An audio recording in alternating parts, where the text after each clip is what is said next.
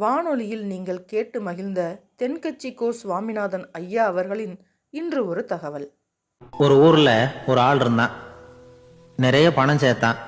அவனுக்கு சம்பாதிக்க தெரியுமே தவிர செலவு பண்ண தெரியாது. மகா கஞ்சன். காசை கையில் எடுக்கவும் மாட்டான்.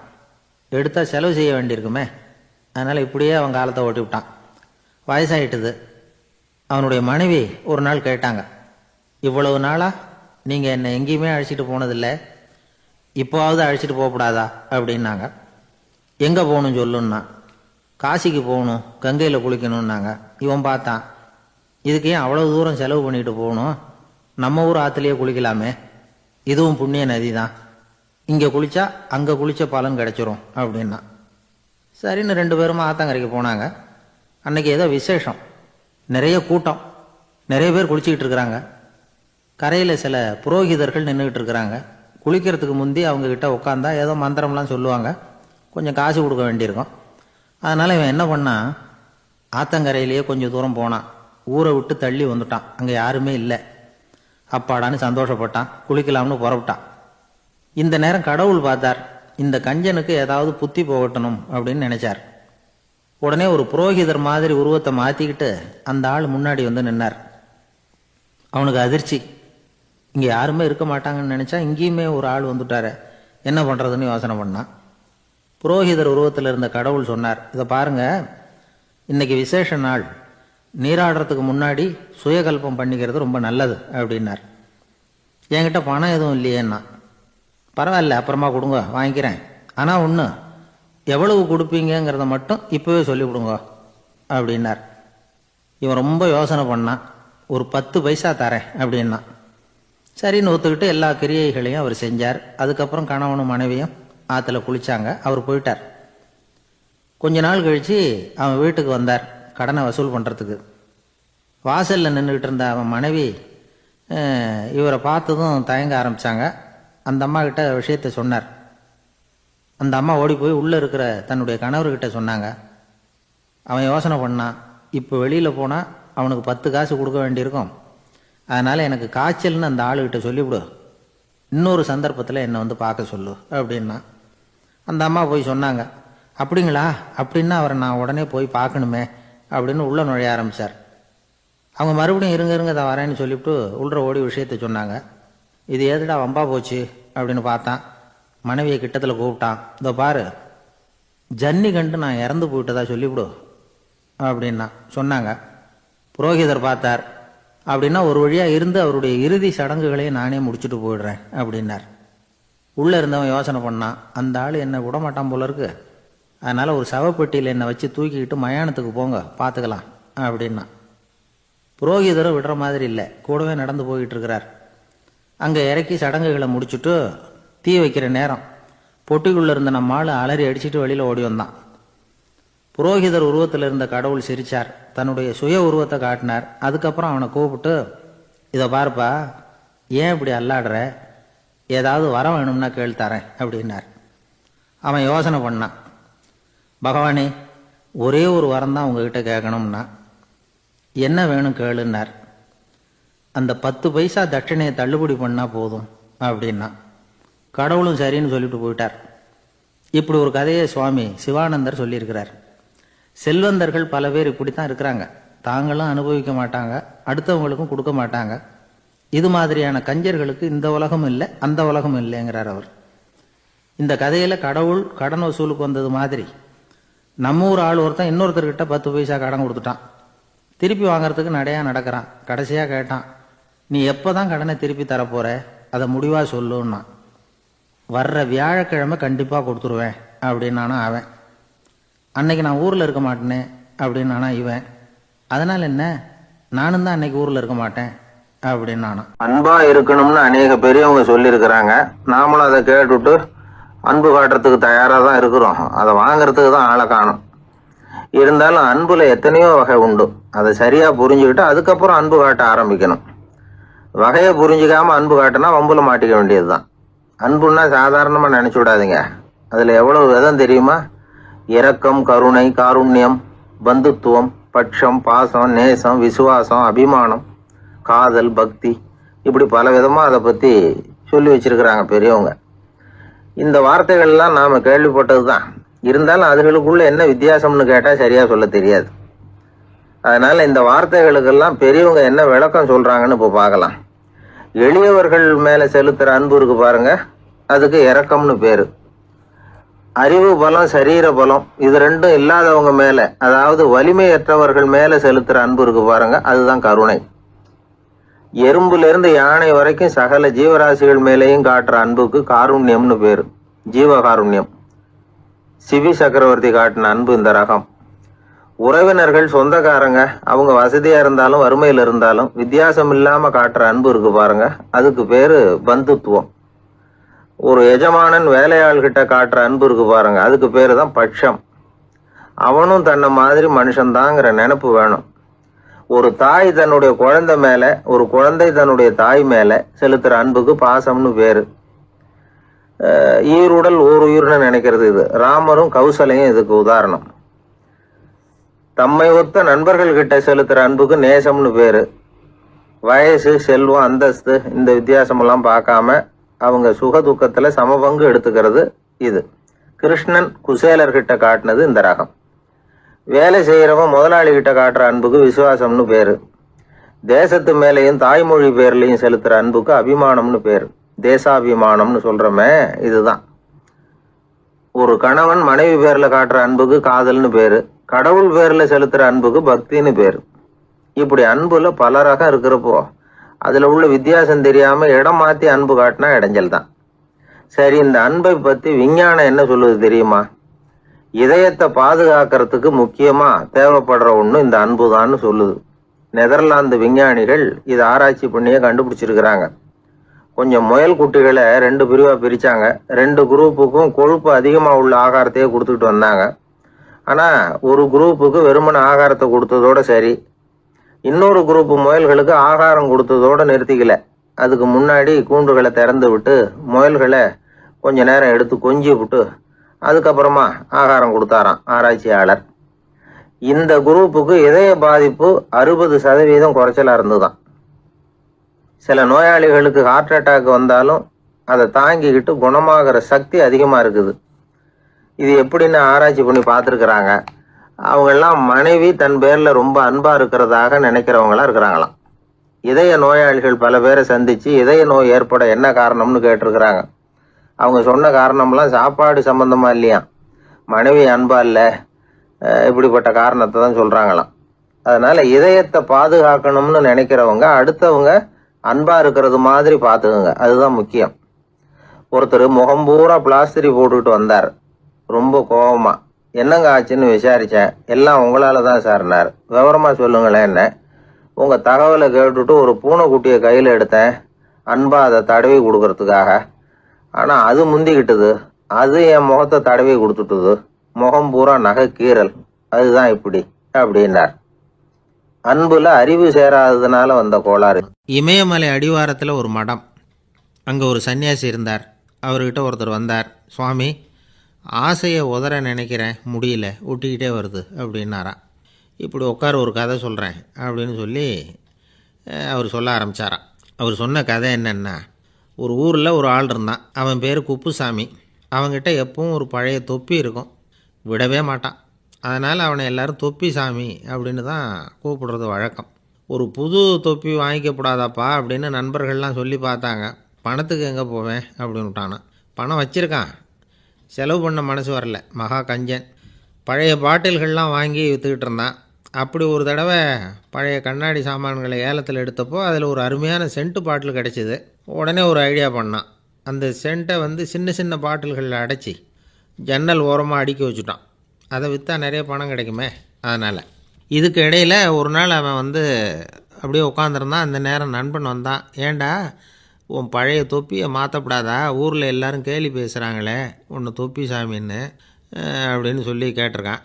இந்த சென்ட்டு பாட்டில் விற்றதும் பணம் வரும், அதுக்கப்புறம் பார்க்கலாம் அப்படின்னு நானா இவன். சரி வா, நீச்சல் குளத்துக்கு போயிட்டு வருவோம் அப்படின்னு கூப்பிட்ருக்கான் நண்பன். 2 பேரும் போனாங்க.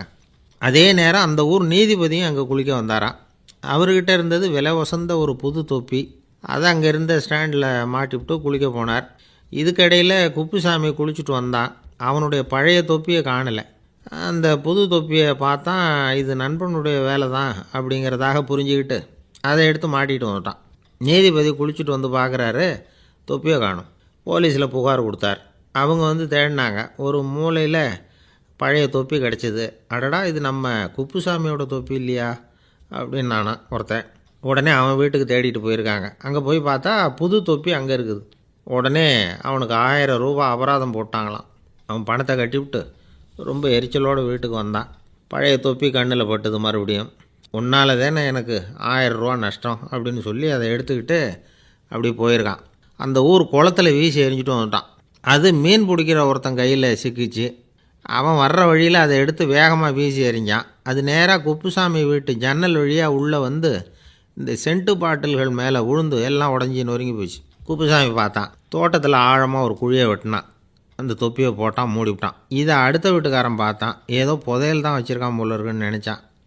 போலீஸில் போய் புகார் கொடுத்துட்டான். மறுபடியும் போலீஸ் குழியை தோண்டினாங்க. பழைய தொப்பி மறுபடியும் வெளியில் வந்தது. எல்லோரும் சிரிக்கிறாங்க. அன்னைக்கு ராத்திரியே அந்த தொப்பியை எடுத்துக்கிட்டு நேராக புறப்பட்டான். ஒரு கல்லில் அதை சேர்த்து கட்டி குடிநீர் தொட்டி இருக்கும்ல, அதில் போட்டுட்டு வந்துட்டான். இனிமேல் என்ன பண்ணும் பார்ப்போன்னு. ஒரு நாள் திடீர்னு குழாயெல்லாம் அடைப்பட்டு போச்சு. மாநகராட்சி அலுவலர்கள் வந்து என்னன்னு பார்த்தா அந்த பழைய தொப்பி குழாயை அடைச்சிக்கிட்டு இருக்குது. இது குப்புசாமியோட தொப்பிங்கிறது தான் எல்லாருக்கும் தெரியுமே. உடனே குடிநீரை வந்து பாழாக்கணத்துக்காக குப்புசாமிக்கு கோர்ட்டு 2500 ரூபா அபராதம் போட்டுவிட்டுது. அதையும் கட்டிவிட்டு வெளில வந்தான். கடைசியாக முடிவு பண்ணான். ஒரு நெருப்பு குச்சியை கிழிச்சான். தொப்பியை கொளுத்தினான். எரிஞ்சுது. எடுத்து வெளில எரிஞ்சான். கொஞ்ச நேரத்தில் தீ அணைப்பு படம் வந்துட்டுது. ஆமாம், இவன் எடுத்து எரிஞ்சது வெளியில் விழுந்து வீட்டு கூரையே பற்றிக்கிட்டு எரிய ஆரம்பிச்சுட்டுது. அவனோட பணத்தாசையும் அதோடு சேர்ந்து எரிஞ்சு போச்சான். இப்படி ஒரு கதை. இந்த கதையை சொல்லி முடித்தார் அந்த இமயமலை அடிவாரத்தில் இருந்த சன்னியாசி. இப்போ அந்த குப்புசாமி எங்கே இருக்கிறான்னு கேட்டார் எதிரில் இருந்தவர். இதோ உன் எதிரிலே இருக்கிறான், நான் தான் அந்த குப்புசாமி அப்படின்னாரான் அந்த சன்னியாசி. அந்த குப்புசாமிகிட்ட இருந்தது மாதிரி ஒரு பழைய தொப்பி நம்ம ஒவ்வொருத்தர்கிட்டையும் உண்டு. அதை எப்படி தொலைக்கிறதுன்னு தெரியாமல் தடுமாறிக்கிட்டு இருக்கிறோம். அது என்ன தொப்பிங்கிறீங்களா? அதுதான் நம்மை சூழ்ந்திருக்கிற மாயை அப்படிங்கிறார் சுவாமி சின்மயானந்தர். மெய்ஞானம் கிடைக்கிறப்போ மாயை வந்து எரிஞ்சு போகும் அப்படிங்கிறது அவருடைய கருத்து. நம்மால் ஒருத்தர் வேகமாக ஓடி வந்தார். காலில் மாட்டியிருந்த பழைய செருப்பு ரெண்டையும் ஆவேசமாக தூக்கி ஒரு கிணத்துல போட்டுட்டு வெறுங்காலோடு நடந்து வந்துக்கிட்டு இருக்கிறார். ஏன் அப்படி பண்ணீங்க அப்படின்னு கேட்டோம். அந்த செருப்புக்கு சொந்தக்காரன் வந்து பின்னாடி வந்துக்கிட்டு இருக்கிறான், அதனால் அப்படி பண்ணேன் அப்படிங்கிறார் இவர். கோவிலில் ஆன்மீக சொற்பொழிவு நடந்துக்கிட்டு இருக்குது. ஒரு பெரியவர் பேசிக்கிட்டு இருக்கார். கடவுளை பற்றியும் சொர்க்கத்தை பற்றியும் மனுஷனை பற்றியும் அவர் விவரமாக பேசுகிறார். எல்லாரும் உட்காந்து கேட்குறாங்க. அந்த கூட்டத்தில் ஒரு தத்துவ ஞானியும் உட்காந்துருக்கிறார். அவர் அவருடைய நண்பர். பேசி முடித்ததும் அந்த பெரியவர் மேடையை விட்டு இறங்கினார். நேராக அந்த தத்துவ ஞானிகிட்ட வந்தார். எப்படி இருந்தது என்னுடைய பேச்சு அப்படின்னு கேட்டார். நீங்கள் பேசினது ஒன்றுக்கு ஒன்று முரண்பாடாக தெரிஞ்சது அப்படின்னாரா இவர். நான் என்ன அப்படி தப்பாக பேசிவிட்டேன் அப்படின்னாரா அவர். கடவுளை நம்புகிறவன் சொர்க்கத்துக்கு போவான்னு சொன்னீங்க, அப்புறம் நல்ல விதமாக வாழுறவன் சொர்க்கத்துக்கு போவான்னு சொன்னீங்க அப்படின்னாராம். இதில் என்ன முரண்பாடுன்னு கேட்டிருக்காரு அவர். இதில் தான் முரண்பாடு தெரியுது எனக்கு. அதாவது இங்கே ஒருத்தன் எல்லா தப்பும் பண்ணிக்கிட்டு இருக்கிறான், அவன் வந்து கடவுளை நம்பினான்னா அவன் சொர்க்கத்துக்கு போவானா? இது என்னுடைய முதல் கேள்வி. இல்லைன்னா ஒருத்தன் வந்து எந்த தப்பும் பண்ணல, ரொம்ப ஒழுங்காக வாழ்ந்துக்கிட்டு இருக்கிறான், ஆனால் அவன் கடவுளை நம்பலை, அவன் என்ன நரகத்துக்கு தான் போவானா? கடவுள் நம்பிக்கை உள்ள ஒரு திருடன் என்ன ஆவான், எங்கே போவான்? கடவுள் நம்பிக்கையே இல்லாத ஒரு நல்லவன் என்ன ஆவான், எங்கே போவான்? ஒருத்தன் இங்கே கடவுள் நம்பிக்கையோட வாழறது முக்கியமா அல்லது நல்லவனா வாழறது முக்கியமா? இதுதான் இவர் கேட்ட கேள்வி. இதை கேட்டதும் அந்த பெரியவர் வந்து குழம்பி போட்டார். அவர் சொன்னது நியாயம் தானே. கடவுளை நம்புறவன் தான் சொர்க்கத்துக்கு போவான்னா பேசாமல் கடவுளை நம்பிக்கிட்டு இந்த உலகத்தில் எல்லா தப்பும் பண்ணிக்கிட்டு இருக்கலாமே. பேச்சாளர் குழப்பத்தோடு வீட்டுக்கு போனார். படுத்து தூங்கினார். ஒரு கனவு வந்தது. கனவுல அவர் ஒரு ரயிலில் வேகமாக போயிட்டு இருக்கிறார். எதிரில் உட்காந்துருக்கிறவரை பார்த்து நாம் இப்போ எங்கே போகிறோம்னு கேட்டார். சொர்க்கத்துக்கு போயிட்டு இருக்கிறோம் அப்படின்னாங்களாம். ரயில் போய் நின்றுது. இவர் இறங்கினார். இங்கே கௌதம புத்தர் இருப்பார், சாக்ரட்டிஸ் இருப்பார், அவங்கள பார்க்கறதுக்கு ஒரு நல்ல வாய்ப்பு அப்படின்னு நினச்சிக்கிட்டே அங்கேயும் இங்கேயும் பார்த்தார். அங்கே யாருமே இல்லை. ஒரே பாலைவனம் மாதிரி இருக்குது. பச்சை இல்லை, பசுமை இல்லை, பூக்கள் இல்லை, மரம்லாம் மொட்டையாக நிற்கிது. எலும்பும் தோலுமா சில முனிவர்கள் அங்கேயும் இங்கேயுமா உட்காந்துருக்குறாங்க. இவர் அவங்ககிட்ட போய் இந்த புத்தர், சாக்ரட்டிஸ் இவங்கெல்லாம் எங்கே இருக்கிறாங்கன்னு கேட்டாராம். அப்படி யாரும் இங்கே இல்லையே அவங்கெல்லாம் யாரு அப்படின்னு திருப்பி கேட்டிருக்கிறாங்க. இவருக்கு அதிர்ச்சியா போச்சு. அப்படின்னா அவங்க எங்க போயிருப்பாங்க? உடனே ரயில் நிலையத்துக்கு ஓடி வந்தார். அப்பதான் நரகத்துக்கு ஒரு ரயில் புறப்பட்டுக்கிட்டு இருந்தது அங்கிருந்து. அதுல ஏறி உட்கார்ந்தார். ரயில் வேகமா போச்சு. நரகம் நெருங்க நெருங்க காற்று குளிர்ச்சியா வீச ஆரம்பிச்சுதான். வெளியில பசுமையா இருந்துதான். அழகான மலர்கள், அழகான நீர்நிலைகள், நந்தவனங்கள், ரொம்ப அருமையா இருக்குது. ரொம்ப அங்க இருந்தவங்க எல்லாம் ரொம்ப மகிழ்ச்சியா உல்லாசமா வேற இருந்திருக்கிறாங்க. எங்க பார்த்தாலும் ஆடல் பாடல் உற்சாகம். இவர் ரயிலை விட்டு இறங்கினார். அவருக்கு சந்தேகம், இதுவா நரகம் அப்படின்னு விசாரிச்சிருக்கார். ஆமா, இதுதான் நரகம்னாங்களாம். எனக்கு ஒரு சந்தேகம் இருக்காரு. என்னன்னு கேட்டிருக்காங்க. கௌதம புத்தரும் சாக்ரட்டீஸும் லாவோஸும் இவங்க மாதிரி இன்னும் பல பேரும் கடவுள் நம்பிக்கை இல்லாதவங்க அவங்கெல்லாம் இங்க இருக்கிறாங்களா அப்படிங்கிறது தான் என்னுடைய சந்தேகம் அப்படின்னாரா. இப்ப அவங்க சொல்லியிருக்கிறாங்க, இப்ப நீங்க பாக்குறீங்களே பசுமையும் பச்சை பயிர்களும் ஆடல் பாடல்களும் அழகிய மலர்களும், இது எல்லாமே கௌதம புத்தரும் சாக்ரட்டீஸும் அது மாதிரி மகான்களும் இங்க வர ஆரம்பிச்ச பிறகுதான் உண்டாக ஆரம்பிச்சது. இந்த பிரதேசத்தை அவங்க அப்படியே மாத்திவிட்டாங்க. இப்போலாம் இங்க இருக்கிறவங்க யாரும் சொர்க்கத்துக்கு போறதுக்கே ஆசைப்படுறது இல்லை அப்படின்னாங்களாம். இந்த அதிர்ச்சியிலேயே அந்த பெரியவர் கனவு கலைஞ்சி முடிச்சுக்கிட்டார். இதுல இருக்கிற கருத்து என்னன்னா, நல்லவர்கள் எங்க இருக்கிறாங்களோ அந்த இடத்துக்கு பேர் தான் சொர்க்கம். சொர்க்கம் நரகம்ங்கிறதெல்லாம் ஆன்மீக பண்புகள், அவ்வளவுதான். ஒரு ஊர்ல 2 இணைபிரியாத நண்பர்கள். ஒருத்தன் கேட்டான், இப்ப கடவுள் நம்ம முன்னாடி உங்க 2 பேர்ல யாராவது ஒருத்தர் மட்டும் என்னோட சொர்க்கத்துக்கு வரலாம் அப்படின்னு கூப்பிட்டா நீ என்ன சொல்லுவேன்னு கேட்டானா. இவன் ரொம்ப பெருந்தன்மையா உன்னையே அழைச்சிட்டு போக சொல்லிடுவேன் அப்படின்னு இருக்கான்.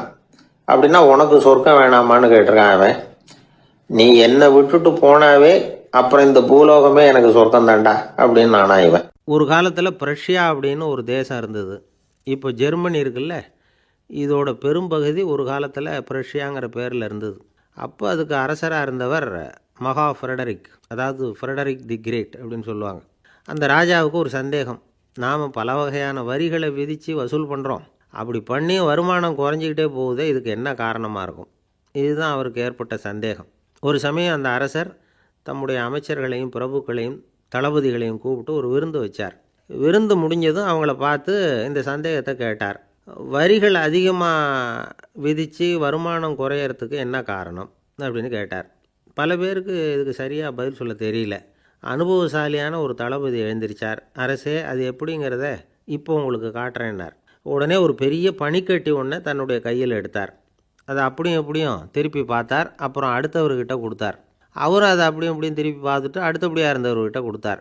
இப்படியே இதை ஒவ்வொருத்தராக பார்த்துட்டு ஒவ்வொரு கையாக மாறி கடைசியில் மன்னர் கைக்கு போய் சேர்ந்தது. மன்னர் கைக்கு அந்த பனிக்கட்டி போய் சேர்ந்தப்போ அது கொஞ்சம் கொஞ்சமாக உருகி ஒரு பட்டாணி கடலை சைஸுக்கு ஆகிட்டுது. மன்னர் யோசனை பண்ணார், வரி அதிகமாக போட்டாலும் சேர்றது குறைவாக இருக்கிறதுக்கு என்ன காரணம் அப்படிங்கிறது அவருக்கு புரிஞ்சு போச்சு. காலம்தான் மாறிட்டு இருக்கே தவிர இந்த கையூட்டு வாங்குகிற பழக்கம் மாறினதாக தெரியல. இன்னொரு ராஜா இருந்தார். அவர் தன்னுடைய ராஜாங்கத்தில் லஞ்ச ஊழலே சுத்தமாக இருக்கக்கூடாது அப்படின்னு நினச்சார். அவர்கிட்ட பல்வேறு துறைகளுக்கும் பொறுப்பாக இருந்த பல பேரும் ரொம்ப சுத்தமாகவும் நேர்மையாகவும் இருந்தாங்க. ஒரே ஒருத்தர் மட்டும் எல்லார்கிட்டையும் லஞ்சம் வாங்கிட்டே இருந்தார். அவரை வேறு வேறு துறைகளுக்கு மாற்றி பார்த்தாரு. அந்த ராஜா என்னென்னமோ பண்ணி பார்க்குறாரு. எந்த வேலையை கொடுத்தாலும் அதுலேயும் லஞ்சம் வாங்கிறதுக்கு ஒரு வழியை உண்டு பண்ணிக்குவார் அந்த ஆள். ராஜாவுக்கு இது ஒரு பெரிய தலைவலியாக போட்டுது. இவர் என்ன பண்ணுறது, இவருக்கு என்ன வேலையை கொடுக்கறது, கொஞ்சம் கூட லஞ்சம் வாங்கிறதுக்கு சான்ஸே இல்லாத ஒரு வேலையை கொடுக்கணும் அப்படின்னு திட்டம் போட்டார். ஒரு நாள் அவருக்கு அந்த உத்தரவும் போட்டுட்டார். அதாவது அவருக்கு என்ன வேலைன்னா, கடற்கரையில் தான் அவருக்கு ஆஃபீஸ். அங்கேயே இருந்துக்க வேண்டியது. தினமும் எத்தனை கடல் அலை கரையில் மோதுது அப்படிங்கிறத கணக்கெடுத்து ராஜாவுக்கு தெரிவிக்க வேண்டியது. இதுதான் அவருக்கு வேலை. பேசாமல் அலையை எண்ணிட்டு உட்காந்துருக்கிட்டோம், அப்போவாவது அவர் லஞ்சம் வாங்குகிற சந்தர்ப்பம் இல்லாமல் போயிடும் அவருக்கு அப்படின்னு நினச்சார் ராஜா. இந்த ஆள் கடற்கரைக்கு போய் டியூட்டியில் ஜாயின் பண்ணிக்கிட்டார். ஒரே மாதத்தில் அங்கே சொந்தமாக ஒரு பிரம்மாண்டமான மாளிகை கட்டிவிட்டார். ராஜாவுக்கு இது பெரிய ஆச்சரியமாக போச்சு. அலையை என்ற வேலையில் அந்த ஆள் எப்படி பணம் சம்பாதிச்சார் அப்படின்னு விசாரித்து பார்த்தார் அக்கம் பக்கத்தில். அந்த ஆள் என்ன பண்ணியிருக்கிறாருன்னா, கடற்கரையில் போய் பொறுப்பு ஏற்றுக்கிட்ட உடனே அங்கே இருந்த மீனவர்கள்கிட்ட எல்லாம் இந்த கரையில் ஒரு நாளில் மோதுகிற அலைகள் எத்தனை அப்படின்னு கேட்டிருக்காரு. அது எப்படிங்க தெரியும்னு இருக்காங்க அவங்க. தினமும் அந்த எண்ணிக்கை தெரியணும். நம்ம ராஜாவுக்கு தினமும் அறிக்கை அனுப்பணும், டெய்லி ரிப்போர்ட்டு. தவறுனா நீங்கள் இந்த கடலில் போய் மீன் பிடிக்கிறதுக்கு ராஜாவோட அனுமதி கிடைக்காது அப்படின்ட்டுருக்காரு. உடனே மீனவர்கள்லாம் பயந்து போட்டாங்க. கடலுக்கு போகிறதுக்கு அனுமதி இல்லைன்னா பட்டினி கிடக்கிறது மாதிரி ஆகிடுமே. மெதுவாக அந்த ஆளுகிட்ட போனாங்க. காதோட காதாக சொன்னாங்க, ஐயா, எங்களால் கடல் அலையை எண்ண முடியாது. தினமும் எங்களால் முடிஞ்சதை உங்களுக்கு பணமாக கொடுத்துட்றோம். நீங்கள் தான் ராஜா கிட்ட சிபாரிசு பண்ணி நாங்கள் தொடர்ந்து மீன் பிடிக்கிறதுக்கு அனுமதி வாங்கி கொடுக்கணும் அப்படின்னு வேண்டிக்கிட்டாங்க. பணம் தினமும் சேர ஆரம்பிச்சுட்டுது. பதவியில் மற்ற பதவியோட இந்த பதவி எவ்வளவோ மேல் அப்படின்னு நினச்சிட்டான் அந்த ஆள். அது மட்டும் இல்லை, தயவு பண்ணி என்னை இந்த இடத்த விட்டு மாற்றி விடாதீங்க சார் அப்படின்னு வேற கேட்க ஆரம்பிச்சிட்டானா. சில பேர் சொல்லுவாங்க, எனக்கு தொந்தி கிடையாது சார், வேணும்னா என் வயத்தை அழுத்தி பாருங்க, கல் மாதிரி இருக்கும்பாங்க. வயிறு கல் மாதிரி இருந்தால் உள்ள கொழுப்பு இல்லைன்னு நினச்சிடக்கூடாது. வயிற்று தசைக்கு அடியில் உள்ள கொழுப்பு சில வாத்தியங்களில் இருக்குமே நரம்பு, அது மாதிரி டைட்டாக இழுத்துக்கிட்டு இருக்குன்னு அர்த்தம். அதனால் தொட்டு பார்த்தா கல் மாதிரி தான் இருக்கும். இருந்தாலும் தொந்தி தான். வயத்தில் கொழுப்பு அதிகமாக இருக்கிறது சங்கடம் தான். அதனால் கொலஸ்ட்ரால் அளவு அதிகமாகும். இதய நோய்கள், நீரிழிவு, ஹைப்பர் டென்ஷன், ஸ்ட்ரோக்கு, இது மாதிரி ரிஸ்க்லாம் அதிகமாகும். ஒருத்தர் ஒல்லியாக இருக்கலாம், உடம்பு இடம் அதிகப்படியாக இல்லாமல் இருக்கலாம். அப்படி இருந்தால் கூட அவர் உடம்புல மற்ற பகுதியை விட வயத்தில் கொழுப்பு அதிகமாக இருக்கும். நாம தான் ஒல்லியாக இருக்கிறோமே, நமக்கு ஒன்றும் இல்லை அப்படின்னு நினச்சிடக்கூடாது. சரி, நம்ம வயிறு இருக்க வேண்டிய அளவை விட அதிகமாக இருக்குதா இல்லையா, அதை எப்படி கண்டுபிடிக்கிறது? அதுக்கு சில வழி இருக்குது. முதல்ல நீங்கள் நேராக ஸ்ட்ரெயிட்டாக நிமிர்ந்து நில்லுங்க. உங்கள் பார்வையை மட்டும் கீழே தாழ்த்தி கால் விரலை கவனிங்க. விரல் உங்களுக்கு தெரியுதா அப்படின்னா உங்கள் வயிறு நார்மலாக இருக்குன்னு அர்த்தம்.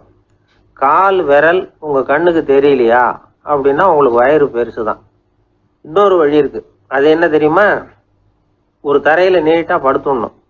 1 மீட்டர் நீளம் உள்ள அளவுகோல் ஒன்று எடுத்துதுங்க. கழுத்து எலும்பில் ஒரு பக்கத்தையும் இடுப்புல ஒரு பக்கத்தையும் வைங்க. பக்கவாட்டில் வைங்க, அதாவது படுக்கவாட்டில். அது நடுப்பகுதி வயத்தில் முட்டி தராசு மாதிரி ஆடுதா அப்படின்னா உங்கள் வயிறு உங்களுக்கு ப்ராப்ளம் தான். அதனால் அதை கண்டுபிடிக்கிறதுக்கு அப்படி ஒரு அளவுகோல் வச்சிருக்கிறாங்க. மருத்துவ அறிவியல் ரீதியாக உங்களுக்கு தொந்தி இருக்குதா இல்லையான்னு கண்டுபிடிக்கிறதுக்கு ஒரு வழி இருக்குது. உங்கள் இடுப்பில் வெயிஸ்ட் அப்படின்னு சொல்கிறோம்ல, இடுப்பில் ஒரு அளவு எடுக்கணும், சுற்றளவு. இடுப்புக்கு கீழே ஹிப்புன்னு சொல்கிறோம்ல, அங்கே ஒரு அளவு எடுக்கணும், அதிகபட்ச சுற்றளவு எடுக்கணும். அந்த அளவை இந்த அளவால் வகுக்கணும்.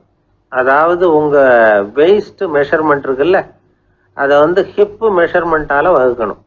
இந்த விகிதம், அதாவது வெயிஸ்ட் ஹிப் ரேஷியோ, ஆண்களுக்கு 0.95க்கு மேலே போகக்கூடாது, பெண்களுக்கு 0.85க்கு மேலே போகக்கூடாது. அப்படி போயிட்டுதுன்னா வயிறு பெருத்துருக்குதுன்னு அர்த்தம். இது டாக்டர்கள் கண்டுபிடிக்கிற ஒரு விதம்.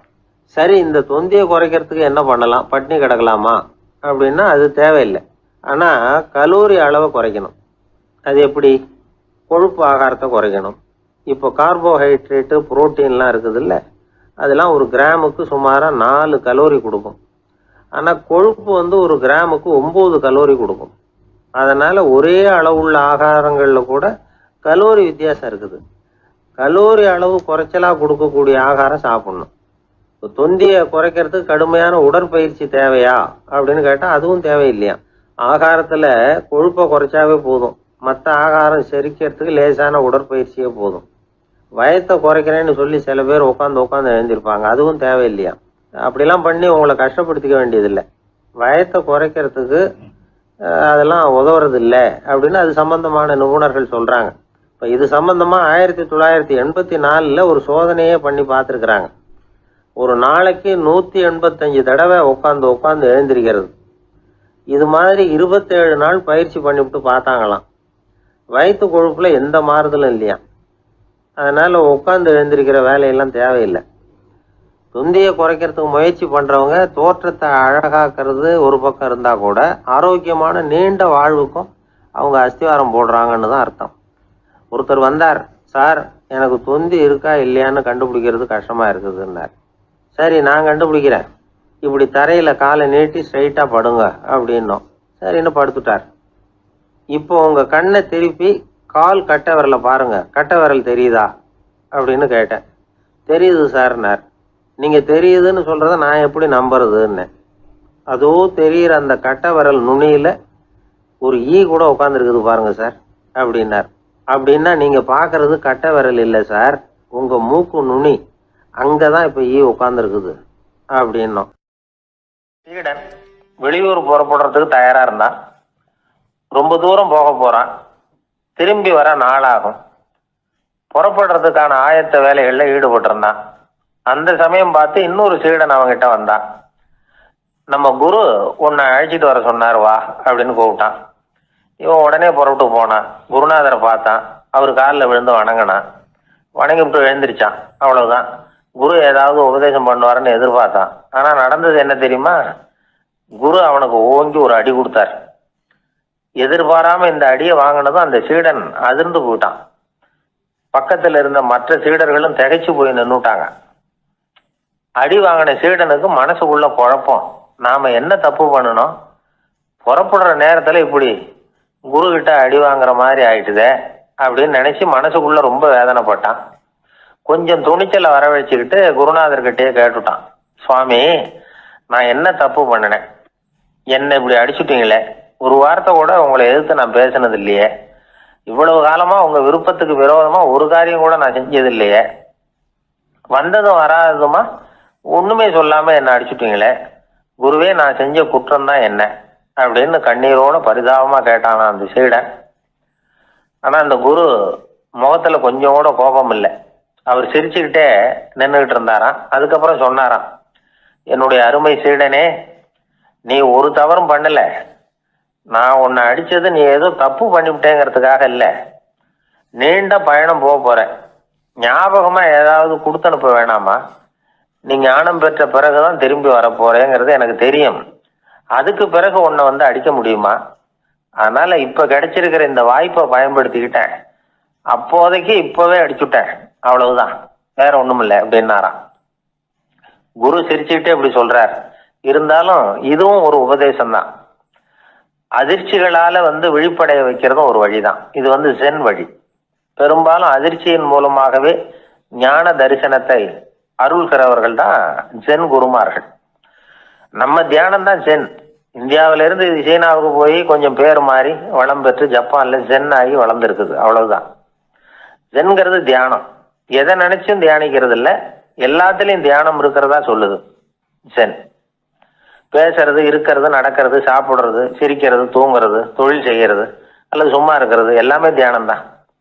ஜென்கிறது ஒரு சுய தரிசனம். தன்னைத்தானே அடையாளம் கண்டுகொள்ளுகிறது தான் அது. இல்லாத எதையும் தேடி கண்டுபிடிக்கிறது இல்லை. சென் மார்க்கத்தை பத்தி ஓஷோ என்ன சொல்றாரு தெரியுமா? காணாமல் போன தன்னுடைய மூக்கு கண்ணாடி தன்னுடைய மூக்கின் மேல் இருப்பதை கண்டுகொள்வது போன்றது சென் அப்படிங்கிறார். நம்மால் இன்னொருத்தர் முகத்தை ரொம்ப நேரமா உத்து பார்த்துக்கிட்டு இருந்தார். என்ன பாக்குறீங்கன்னாரு அவரு. நீங்க போட்டிருக்கீங்களே மூக்கு கண்ணாடி, அதை தான் பாக்குறேன்னாரு இவரு. நீங்க அப்படி பாக்குறதுக்கு விசேஷ காரணம் ஏதாவது உண்டான்னு கேட்டார் இவர். உண்டுன்னார். என்னன்னு கேட்டார். நேத்திக்கு காணாம போன என்னோட மூக்கு கண்ணாடி அது அப்படி. ஒரு ஊரில் ஒரு இளைஞன் இருந்தான். ஒரு நாள் அவன் ஒரு குருவை தேடிக்கிட்டு புறப்பட்டான். ஊரை விட்டு வெளியில் போனான். போகிற வழியில் ஒரு காடு. அந்த காட்டில் ஒரு மரத்தடியில் ஒரு பெரியவர் உட்காந்துருக்கிறார். அமைதியாக மௌனமாக அவர் அமர்ந்திருக்கிறார். இந்த பெரியவரை விசாரிக்கலாம், குருவை தேடி கண்டுபிடிக்கிறதுக்கு இவர் ஏதாவது ஒரு வழி சொல்லி கொடுப்பார் அப்படின்னு நினச்சிக்கிட்டு அவரை நெருங்கினான். ஐயா, எனக்கு ஒரு குரு தேவை, எங்கே கிடைப்பார்? அவரை எப்படி அடையாளம் கண்டுபிடிக்கிறது? அதை பற்றி ஏதாவது விவரம் சொன்னீங்கன்னா நான் கண்டுபிடிச்சிக்குவேன் அப்படின்ட்டுருக்கான். பெரியவர் நிமிர்ந்து பார்த்தார். தம்பி, அது ரொம்ப சுலபம். அவர் வயசானவராக இருப்பார். என்னை விட சுமார் 30 வயசு அதிகமாக இருக்கும். அவர் ஒரு மரத்தடியில் தான் உட்காந்துருப்பார் அப்படின்ட்டுருக்கான். சரிங்க பெரியவரே, அது என்ன மாதிரியான மரம், எப்படி இருக்கும் அப்படின்னு கேட்டிருக்கான். பெரியவர் அந்த விவரங்களையும் சொல்லியிருக்கிறாரு. அது மட்டும் இல்லை, சந்திக்கிற நாள், நேரம், வினாடி முதற்கொண்டு எல்லா விவரங்களையும் துல்லியமாக சொன்னாராம். இவ்வளவு விவரங்களை இவரால் எப்படி சொல்ல முடியுது அப்படின்னு இவனுக்கு ஆச்சரியம். இருந்தாலும் அந்த பெரியவர் கடைசியாக ஒரு விவரம் சொன்னார். அது என்ன தெரியுமா? எப்படியும் நீ அவரை சந்திக்கிறதுக்கு ஒரு 30 வருஷம் ஆகும் அப்படின்னு சொல்லிவிட்டாராம். ரொம்ப நன்றிங்க பெரியவரே அப்படின்னு சொல்லிவிட்டு அந்த இளைஞன் புறப்பட்டுருக்கான். இப்போ அவனுக்கு குரு பற்றின விவரம் எல்லாம் கிடச்சிட்டுது. சந்திக்கிற நேரமும் தெரிஞ்சுட்டுது. ஆனால் 30 வருஷம் அவரை தேடி அலைய வேண்டியிருக்குமே. அவன் தேட ஆரம்பித்தான். காடு மலை எல்லாம் சுற்றி அலைஞ்சான். பல வருஷங்கள் தேடினான். அழுத்து போயிட்டான். கடைசியில் அவனுக்கும் வயசாகிட்டுது. கடைசியில் தன்னுடைய சொந்த ஊருக்கே திரும்பி போய்கிட்டு இருந்தான். அங்கே ஒரு மரத்தடியில் அவன் தேடிக்கிட்டு இருந்த குருநாதர் கிடைச்சார். யார் அவருன்னா, 30 வருஷத்துக்கு முன்னாடி வழி சொல்லி கொடுத்தாருல அதே பெரியவர். அவருக்கு இப்போ 30 வயசு அதிகமாக இருந்தது. அதே மரம். அன்னைக்கு பெரியவர் சொன்ன அடையாளம் இப்போ பொருத்தமாக இருந்தது. இப்போ அந்த பெரியவர் சொன்னார், சரியாக வந்து சேர்ந்துட்டேன், வா, உனக்காக தான் நான் இவ்வளவு காலமும் காத்துக்கிட்டு இருந்தேன் அப்படின்னாராம். என்ன சொல்கிறீங்கன்றிருக்கான். 30 வருஷத்துக்கு முன்னாடி என்கிட்ட வந்தியே, அப்போவே என் காலம் வந்து முடிஞ்சு போயிருந்தது. அப்போவே என்ன உனக்கு அடையாளம் தெரியல, அதனால் இவ்வளவு காலம் உனக்காக காத்துட்ருக்கும்படி ஆயிட்டுது அப்படின்னாராம். ஐயா, அப்போவே நீங்கள் சொல்லியிருக்கலாமே, இதுதான் 30 வருஷம் கழித்து நீ சந்திக்க போகிற இடம், நான் தான் உன்னுடைய குரு அப்படின்னு சொல்லியிருக்கலாமே அப்படின்ட்டுருக்கான். அந்த பெரியவர் சிரிச்சுக்கிட்டே இதுக்கு பதில் சொன்னாராம். நான் எவ்வளவோ விவரமாக தான் சொன்னேன், நீ சரியாக புரிஞ்சிக்கல. காரணம், அப்போது நீ போதுமான அளவுக்கு பக்குவம் பெற்றிருக்கவில்லை. அதனால் புரியும் சக்தி இல்லாமல் போயிட்டுதப்போ 30 ஆண்டு காலம் நீ அலைஞ்சி தெரிஞ்சிருக்கிற. அது காரணமாக இப்போ உனக்கு அந்த பக்குவம் வந்துட்டுது. அதனால தான் அடையாளம் காண முடிஞ்சுது, நானே உன்னுடைய குரு அப்படின்னாராம். இதிலேருந்து என்ன தெரியுதுன்னா, ஆன்மீகத்தில் மாணவனாக சேர்றதுக்கு கூட ஒரு பக்குவத்தன்மை தேவைப்படுது. ஒரு பெரிய ஞானி, அவர்கிட்ட ஒரு சீடனாக இருக்க ஒருத்தன் வந்தான், எதிரில் நின்னான். ஞானி அவனை வெகு நேரம் உற்று பார்த்தார். அப்புறம் சொன்னார், சீடனாக இருக்கிறது ரொம்ப சிரமம்னார். நான் தயாராக இருக்கிறேன்னா. அது இன்னமும் சிரமமாச்சே, இங்கே வந்து குருவாக இருக்கிறது மட்டுமே சுலபம் அப்படின்னாராம். அப்படின்னா நான் குருவாகவே ஆயிடுறேன் அப்படின்னானா. இது போலவே இந்த காலத்தில் கதை ஒன்று உண்டு. ஒரு பள்ளிக்கூடத்தில் வகுப்பு ஆசிரியர் மாணவனை திட்டிக்கிட்டு இருந்தார். டேய், நீ 100க்கு 10 மார்க்கு தான் வாங்கிக்கிட்டு இருக்க. இவ்வளவு மோசமாக நீ படித்தா கடைசியில் மாடு மேய்க்கிறது கூட லாய்க்கு இல்லாதவனா ஆகிடுவேன். அதுக்கப்புறம் என்ன செய்ய போகிறேன் அப்படின்னாராம். பையன் தலையை சொரிஞ்சிக்கிட்டே சொன்னானா, சார் அப்படின்னா ஒன்று செய்கிறேன் அப்படின்னானா. இவர் கேட்டிருக்கார், என்ன செய்ய போகிறேன்னு. வேறு என்ன சார், உங்களை மாதிரி ஒரு ஆசிரியர் ஆகிடுறேன் அப்படின்னான். எனக்கு இது மட்டும்தான் சார் தெரியும், இதை தவிர வேறு எதுவும் தெரியாது அப்படின்னு சொல்லிக்கிட்டே காலம் தள்ளுறவங்க ரொம்ப பேர். அவங்களெல்லாம் கஷ்டப்பட வேண்டியிருக்கும். ஒருத்தர் தன்னுடைய தொழிலில் ரொம்ப கெட்டிக்காரராக இருக்கலாம். அதுக்காக எப்பவும் அதே ஞாபகத்தில் இருந்துக்கிட்டு உலகியல் அறிவு இல்லாமல் இருந்துடக்கூடாது, அது ஆபத்து. இதுக்காக நம்ம தாத்தா பாட்டிலாம் ஒரு கதை சொல்லுவாங்களே, கேள்விப்பட்டிருக்கீங்களா? ஒரு சமயம் ஒரு 4 பேர் சேர்ந்து வெளியூருக்கு பிரயாணம் போனாங்களாம். அந்த 4 பேர் எப்படி தெரியுமா?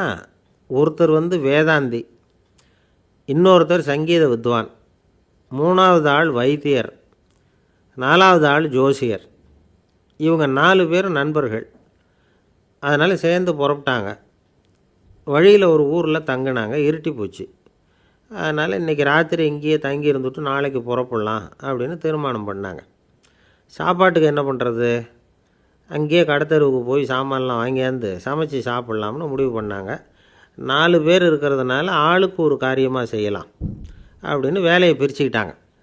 வைத்தியர் வந்து கரிகாய் வாங்க போனார், வேதாந்தி வந்து எண்ணெய் வாங்க போனார், ஜோசியர் வந்து பலசரக்கு வாங்க போனார், சங்கீத வித்வானுக்கு சமைக்கிற வேலை. எல்லாம் சரி, ஆனால் நடந்தது என்ன தெரியுமா? கடைத்தெருவுக்கு காய்கறி வாங்க போனார்ல வைத்தியர், அங்கே போய் மார்க்கெட்டில் பார்த்தார். ஒவ்வொரு கறிகாயாக எடுத்து பார்த்தார். இது பித்தம், உடம்புக்கு ஒத்துக்காது, இது வாயு, உடம்புக்கு ஒத்துக்காது அப்படின்னு ஒவ்வொன்றா தள்ளினார். கடைசியில் ஒன்றுமே தேரல, வெறுங்கையோடு திரும்பி வந்துக்கிட்டு இருக்கிறார். எண்ணெய் வாங்க போனார் வேதாந்தி, அவர் ஒரு தொன்னையில் எண்ணெயை வாங்கினார். பேசாமல் அதை எடுத்துகிட்டு வர வேண்டியது தானே, முடியல. அவருடைய வேதாந்த மூளை சிந்திக்க ஆரம்பிச்சுட்டுது. இந்த தொன்னைக்கு எண்ணெய் ஆதாரமா அல்லது எண்ணெய்க்கு தொன்னை ஆதாரமா அப்படிங்கிற ஆராய்ச்சியில் இறங்கினார். என்னாச்சு தெரியுமா? அப்படி கவுத்து பார்த்தார். வாங்கின எண்ணெய் பூராவையும் வழியில் கொட்டிவிட்டு வெறும் தொன்னையோடு வந்து சேர்ந்தார். பலசரக்கு வாங்க போனார் ஜோசியர், அவர் ஒரு வழியில் பார்த்தார். வழியில் வந்தவங்களெல்லாம் அங்கங்கே ஒரு மரத்தடியில் உட்கார வச்சு அவங்களுக்கெல்லாம் ஆர்வம் சொல்ல ஆரம்பிச்சிட்டார். அப்படி ஒவ்வொருத்தராக சொல்லி முடிச்சுட்டு கடத்தருக்கு போய் சேர்ந்தார். இவர் அங்கே போய் சேர்றதுக்குள்ளே ரொம்ப நேரம் ஆகிட்டுது. கடையெல்லாம் பூட்டிவிட்டு போயிட்டாங்க. என்ன செய்கிறது? அவரும் வெறுங்கையோடு திரும்பி வந்து சேர்ந்தார். சரி, இவங்க கதை தான் இப்படி ஆச்சு. அங்கே சமைக்கிறதுக்காக உட்காந்துருந்தார் சங்கீத வித்வான், அவர் கதை என்னாச்சு தெரியுமா? அங்கே அவர் அடுப்பை பற்ற வச்சு ஒலையை கொதிக்க வச்சார். அதாவது ஒரு பானையில் தண்ணியை ஊற்றி அடுப்பில் வச்சார். அது கொதிக்க ஆரம்பிச்சிது. தண்ணி கொதிக்கிற சத்தம் இருக்குதுல்ல, அது இவருக்கு தாளம் போடுறது மாதிரி இருந்தது. ஒரே குஷி, பாட ஆரம்பிச்சிட்டார். பாடிக்கிட்டே உற்சாகமாக கையில் இருந்த கரண்டியால் அந்த பானையில் தட்டினார், தாளம் போடுறதா நினச்சிக்கிட்டு. அவ்வளவுதான், பானை பட்டுன்னு உடஞ்சி போச்சு. தலையில் கையை வச்சுக்கிட்டு அவரும் உட்காந்துட்டார். எந்த தொழில் தெரிஞ்சாலும் சரி, அதை புத்திசாலித்தனமாக பயன்படுத்த தெரியலன்னா ஆபத்து தான். அதுக்காக தான் இந்த கதை. ஒரு பஸ்ஸு டிரைவர் ரொம்ப கெட்டிக்காரர். பஸ்ஸை ரொம்ப திறமையாக ஆபத்து இல்லாமல் ஓட்டினதுக்காக பரிசுலாம் வாங்கினவர். அவரே ஒரு படகு ஓட்டுறதுக்காக அழைச்சிட்டு போயிருக்கிறாங்க, மோட்டார் படகு. அதையும் ரொம்ப திறமையாக தான் ஓட்டிகிட்டு போயிருக்கிறாரு. நடுக்கடலில் போனதும் படகு நின்று போச்சு. மோட்டாரில் ஏதோ கோளாறு. என்ன செய்யலாம் அப்படின்னு அந்த டிரைவரை கேட்டிருக்கிறாங்க படகுல இருந்தவங்கெல்லாம். அப்போ அவர் சொன்னாராம், கவலைப்படாதீங்க, ஒன்றும் பிரச்சனை இல்லை, எல்லோரும் கொஞ்சம் கீழே இறங்கி பின்னாடி தள்ளுங்க, மோட்டார் ஸ்டார்ட் ஆகிடும் அப்படின்னார். காசியில் இருக்கிற கடவுள் காசி விஸ்வநாதர், அங்கே இருக்கிற தேவி காசி விசாலாட்சி. இவங்க 2 பேரும் ஒரு நாள் பேசிக்கிட்டு இருந்தப்போ கடவுள் சொன்னார், இந்த மனிதர்களை நாம் ரொம்பவும் நம்பிக்கையோடு தான் படைச்சிருக்கிறோம், இருந்தாலும் அவங்களுக்கு தான் நம்பிக்கை இல்லை, எதுலேயும் ஒரு உண்மையான நம்பிக்கை இல்லாமல் வாழ்ந்துக்கிட்டு இருக்கிறாங்க அப்படின்னார். என்ன அப்படி சொல்கிறீங்க? அதோ பாருங்கள், எவ்வளவு பேர் காசியை தேடிட்டு வந்து கங்கையில் குளிச்சுக்கிட்டு இருக்கிறாங்க, அவங்களெலாம் நம்பிக்கை இல்லைன்னா இவ்வளவு தூரம் தேடிட்டு வந்து இங்கே குளிப்பாங்களா அப்படின்னு நாங்கள் தேவி. சரி, அதை சோதித்து பார்க்கலாம் அப்படின்னு 2 பேரும் முடிவு பண்ணிக்கிட்டாங்க. உடனே ஒரு திட்டம் போட்டாங்க. அது எப்படின்னா, நாம் 2 பேருமே பக்தர்கள் மாதிரி உருவத்தை மாற்றிக்கிட்டு கங்கை கரைக்கு போக வேண்டியது. நான் வந்து கங்கையில் இறங்கி குளிக்கிறேன், கொஞ்ச நேரத்தில் சுழலில் மாட்டிக்கிட்டது மாதிரி நடிக்கிறேன். நீ உடனே கரையிலிருந்து சத்தம் போடும், என்னோடய வீட்டுக்காரரை யாராவது காப்பாற்றுங்களேன்னு சத்தம் போடும். அதோடு இன்னொன்று சொல்லு, யாராவது ஒரு புண்ணிய ஆத்மா அவர்கிட்ட போய் அவருடைய முடியை பிடிச்சி இழுக்கணும், அப்படி ஒரு சாபம் இருக்குது எங்களுக்கு. புண்ணிய ஆத்மா, அதாவது எந்த பாவமும் செய்யாத இல்லாத ஒருத்தர் தான் அவரை காப்பாற்ற முடியும். அப்படிப்பட்டவங்க யாராவது வெள்ளத்தில் குதித்து என்னுடைய கணவரை காப்பாற்றுங்கோ அப்படின்னு நீ சத்தம் போடு, கூச்சல் போடு, என்ன நடக்குதுன்னு பார்க்கலாம் அப்படின்னார் கடவுள். சரின்னு சொல்லி 2 பேருமா சாதாரண பக்தர்கள் மாதிரி கங்கை கரைக்கு வந்து சேர்ந்தாங்க.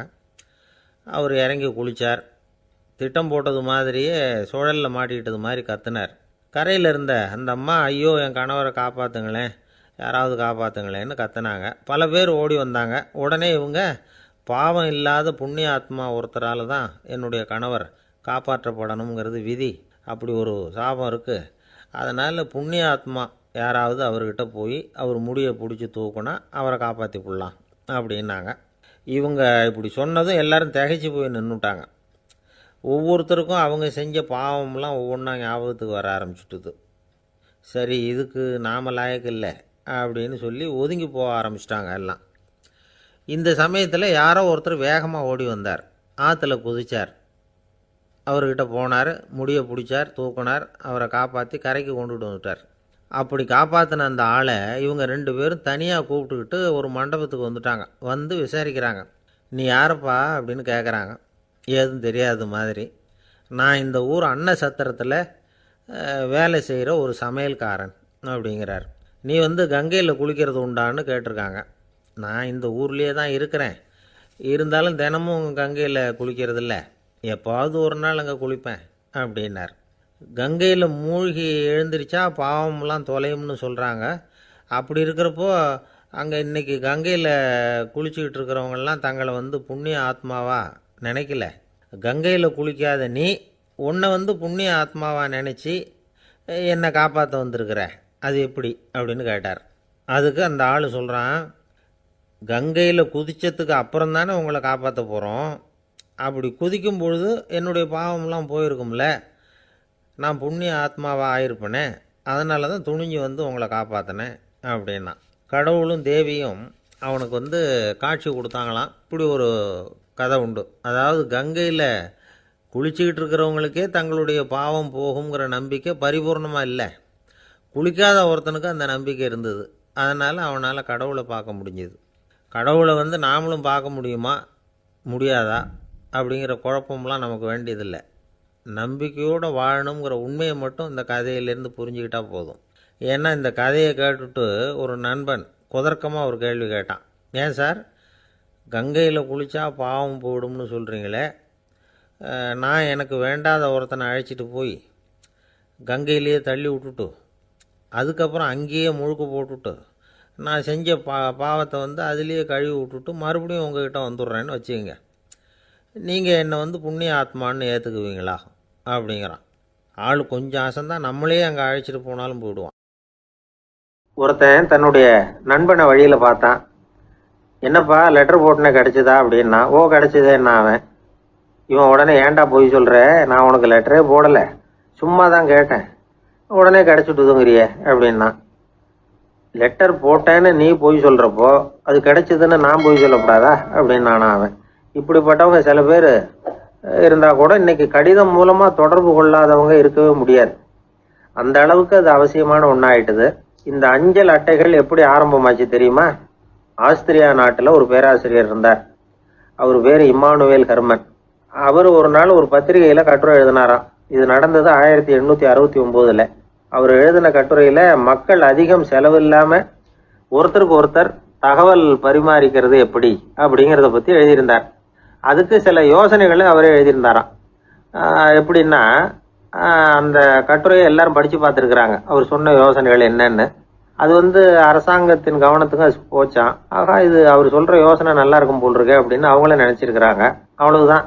உடனே அந்த யோசனையை நடைமுறைக்கு கொண்டுகிட்டு வந்தாங்களாம். பேராசிரியர் இம்மானுவேல் ஹெர்மனின் யோசனைப்படி அச்சடித்த அரசு முத்திரையோட அரசாங்கம் அஞ்சல் அட்டைகளை வெளியிட ஆரம்பிச்சுதான். 1869 அக்டோபர் 7ஆம் தேதி இது நடந்திருக்கு. உலகின் முதல் அஞ்சல் அட்டை வெளிவந்த நாள் அது. அப்போதான் அதுக்கு பேர் என்ன தெரியுமா? அதாவது கரஸ்பாண்டிங் கார்டு அப்படின்னு பேராது. அதுக்கப்புறம் என்ன ஆச்சுன்னா, உடனடியாக அமெரிக்காவிலேயும் இது மாதிரியான கார்டுகளை வெளியிட ஆரம்பிச்சிட்டாங்க. அங்கே இதுக்கு என்ன பேர் தெரியுமா? Postal card. அதுக்கப்புறம் 1870 இங்கிலாந்துலேயும் இதை வெளியிட்டாங்களாம். அதை வெளியிட்ட முதல் நாள் அன்னைக்கு என்ன நடந்தது தெரியுமா? மக்கள்லாம் ஏதோ நியாய விலை கடையில் நிற்கிறது மாதிரி பெரிய பெரிய கியூ வரிசையில் நின்று இதை வாங்கினாங்களாம். நம்ம நாட்டில் முதல் அஞ்சலகம் 1927 கல்கத்தாவில் ஆரம்பமாயிருக்கு. இன்னைக்கும் அஞ்சலகம் இல்லாத இடமே இல்லை. அந்த அளவுக்கு அஞ்சல் போக்குவரத்து அதிகமாக இருக்குது. அன்னைக்கு உள்நாட்டில் ஒருத்தருக்கு ஒருத்தர் தகவல் பரிமாற்றம் செய்து கொள்ள மலிவான ஒரு அஞ்சல் அட்டையை அரசாங்கம் வெளியிடலாம் அப்படின்னு பேராசிரியர் எழுதின கட்டுரை இன்னைக்கு எந்த அளவுக்கு ஆகியிருக்கு பார்த்தீங்களா? ஒருத்தன் ஒரு தபால் பெட்டிக்கு பக்கத்தில் தலையை வச்சுக்கிட்டு அவன் பாட்டுக்கு நின்றுட்டு இருந்திருக்கான். அங்கே இருந்து இன்னொருத்தன் கேட்டிருக்கான், என்ன ஆச்சுன்னு. கொஞ்ச நேரத்துக்கு முன்னாடி இந்த தபால் பெட்டியில் ஒரு கார்டு எழுதி போட்டேன், விவரமெல்லாம் நல்லா தான் எழுதியிருக்கிறேன், ஆனால் அட்ரஸ் எழுத மறந்துட்டேன் அப்படின்னானா. உடனே அவன், அதுக்காக கவலைப்படாத, நான் போட்ட கார்டில் அட்ரஸ் எல்லாம் பின்கோடு உள்பட கரெக்டாக எழுதியிருக்கேன், ஆனால் விவரம் எழுத மறந்துட்டேன் நானா. கவலைப்படாத, கொஞ்ச நேரத்தில் தபால்காரர் வருவார், பெட்டியை திறந்ததும் நம்ம லெட்டரை கேட்டு வாங்கிக்கலாம்னா ஒருத்தன். கொஞ்ச நேரத்துக்கு முன்னாடி அவர் வந்தார், கேட்டேன், அதுக்கப்புறம் தான் மனசுக்கு ரொம்ப கஷ்டமாக போச்சு நானா. இவன் ஏண்டான்னு கேட்டிருக்கான் அவன். இது தபால் புட்டு இல்லையா? மனிதர்களில் சில பேர் ரொம்ப வித்தியாசமாக நடந்துக்குவாங்க. மற்றவங்களுக்கு அது ரொம்ப ஆச்சரியமாக கூட இருக்கும். அந்த ஆள் ஒரு மாதிரி, பார்த்து நடந்துக்கோ அப்படின்னு கூட சொல்கிறது உண்டு. இவங்களை பார்த்து நாம் பித்து குளியும்போம். உளவியல் இவங்களை எக்ஸென்ட்ரிக்ஸ் அப்படின்னு சொல்லுது. இவங்களை மனநோயாளிகள்னு தவறாக புரிஞ்சிக்க கூடாது. அவங்க வேற, இவங்க வேற. எக்ஸென்ட்ரிக்ஸ் பற்றின சில விவரங்கள் ஒரு புத்தகத்தில் இருக்குது. அதாவது ஸ்காட்லாந்தில் ஒரு உளவியல் மருத்துவர் அதை எழுதியிருக்கிறார். அவர் பேர் டாக்டர் டேவிட் வீக்ஸ். அவருக்கு ஒரு உதவியாளர் இருந்தாராம். அவர் பேர் கேட் வுட். இவங்க 2 பேரும் சேர்ந்து இங்கிலாந்து பூரா சுற்றி பார்த்துருக்காங்க. 3 வருஷம் சுற்றினாங்களாம். நான் சொன்னது மாதிரி ஒரு மாதிரியாக இருக்கிற ஆசாமிகள் பல பேரை சந்தித்து பேசி அவங்கள பற்றி ஆய்வுலாம் நடத்தியிருக்கிறாங்க.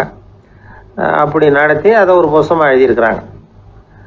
நிறைய பேசி பார்த்துட்டு அவங்க சொல்லியிருக்கிறத கேட்டால் ரொம்ப ஆச்சரியமாக இருக்குது. நாம் இவங்களை பார்த்து பித்துக்குழிங்கிறோம், எக்ஸென்ட்ரிக்ஸ் அப்படின்னு சொல்கிறோம், கிண்டல் கூட பண்ணுறோம். ஆனால் அவங்களோட அறிவு ரொம்ப தெளிவானதான். இந்த ஆராய்ச்சியாளர்கள் சொல்கிறாங்க, அவங்க உடல் நலமும் ரொம்ப நல்லா இருக்குதான், உடம்புலையும் எந்த கோளாறும் இல்லையா. அவங்களுக்கு மகிழ்ச்சியும் அதிகமாக, ஆயுளும் அதிகமாக. அவங்களில் பல பேர் என்ன சொல்கிறாங்கன்னா, நீங்கள் நினைக்கிறது மாதிரி இல்லை நாங்கள், ஆனால் நாங்கள் மற்றவங்கள்லேருந்து வேறுபட்ட தன்மை உள்ளவங்க அப்படிங்கிறத ஒத்துக்கிறாங்களாம். இந்த உலகம் பிறந்ததுலேருந்தே இப்படிப்பட்ட வித்தியாசமான ஆசாமிகளும் பிறந்திருக்கிறாங்க. சரி, அப்படிப்பட்டவங்க எப்படி இருப்பாங்க? இப்போ ஒரு மகாராஜா தன்னோட நாய்க்கு லட்சக்கணக்கில் பணம் செலவு பண்ணி கல்யாணம் பண்ணி வச்சிருக்கிறார். ஒரு கோடீஸ்வரர் தான் வளர்த்துக்கிட்டு இருந்த பூனைகளுக்கு தன்னோட சொத்து பூராவை எழுதி வச்சிருக்கிறார். இது மாதிரி ஒருத்தர் 2 பேர் இல்லை, நிறைய பேர் உண்டு. சில பேர் எப்படி தெரியுமா? அவங்களுக்கு வசதியில் எந்த குறையும் இருக்காது. வீடு, காரு, பணம் எல்லாம் தாராளமாக இருக்கும். அப்படி இருந்தாலும் அவங்கக்கிட்ட ஒரு பழக்கம் இருக்கும். யாராவது ஒரு நண்பர் வீட்டு விசேஷத்துக்கு போயிருப்பார், இல்லைன்னா ஒரு கடைக்கு போயிருப்பார். அவங்க ரொம்பவும் மரியாதையாக வரவேற்று எல்லாம் பண்ணிகிட்டு இருப்பாங்க. ஆனால் இவர் அவங்களுக்கு தெரியாமல் ஏதாவது ஒரு பொருளை திருடி பாக்கெட்டில் போட்டுட்டு வந்துடுவார். அப்படி வந்தால் தான் இவருக்கு திருப்தி. பல பேர் அவங்க வளர்த்த பிராணிகளுக்கு பளிங்கு கல்லால் சமாதி கட்டி வச்சிருக்கிறாங்க. இப்படிலாம் பண்ணுறாங்க. பல பேர் அவங்களுக்கு பிடித்தமான ஒருத்தர் எப்படியோ அதே மாதிரி தலைமுடி, தாடி வச்சுக்கிறது, உடை உடுத்திக்கிறது, மலை குகையில் போய் குடியிருக்கிறது, இப்படி எவ்வளவோ வினோதமான நடவடிக்கைகள். இவங்களையெல்லாம் ஆய்வு பண்ணின டாக்டர் வீக்ஸ் என்ன சொல்கிறாரு தெரியுமா? பொதுவாக இவங்க உயர்ந்த புத்திசாலிகளாக இருக்கிறாங்க. ஒருமைப்பட்ட மனம், கருமையுமே கண்ணான பண்பு, தனிமையை நாடுற மனப்பான்மை எல்லாம் இவங்களுக்கு உண்டு. அவங்களில் பல பேர் அவங்க பெற்றோருக்கு முதல் குழந்தை அல்லது ஒரே குழந்தை, இப்படி தான் இருக்கிறாங்க. இது மாதிரியானவங்க பெண்கள் ஒரு பங்குன்னா ஆண்கள் 2 பங்கு. இவங்கெல்லாம் ஆக்கப்பூர்வமான செயல் செய்கிறாங்க. அப்படிப்பட்டவங்களாக தான் இருக்கிறாங்க. அடுத்தவங்க கிட்ட அன்பு காட்டுறவங்களா இருக்கிறாங்க, உற்சாகம் ஊட்டுறவங்களா இருக்கிறாங்க. அவங்களுடைய ஆக்கப்பூர்வமான பணிகளுக்கு ஊக்கம் கொடுத்தா அவங்க மன சந்தோஷமும் உடல் நலமும் பெருகும், ஆயுளும் கூடும். இதெல்லாம் அந்த டாக்டருடைய கண்டுபிடிப்பு. பித்துக்குழித்தனத்துக்கும் மனநோய்க்கும் வித்தியாசம் உண்டுங்கிறத சொல்றது தான் இந்த தகவல். அதனால ரெண்டும் ஒன்றுன்னு நினைச்சிடக்கூடாது. ஒரு நண்பன் ஒருத்தனை பற்றி சொல்கிறோம். அவன் எந்த வகைன்னு நீங்களே முடிவு பண்ணுங்களேன். அவன் ஒரு கல்யாண வீட்டுக்கு போய் சாப்பிட்டுட்டு வெளியில் வந்தோம். அவன் கூட வெளியில் வந்த உடனே ரொம்ப நேரமாக தன்னோட செருப்பை தேடிக்கிட்டு இருந்தான். என்னப்பா இன்னுமா உன் செருப்பு கிடைக்கல அப்படின்னு கேட்டோம். இல்லை என்னது முன்னாடியே கிடைச்சுட்டுது, அதை விட நல்லதாக ஏதாவது கிடைக்குமான்னு பார்க்குறேன் அப்படின்னா அவன்.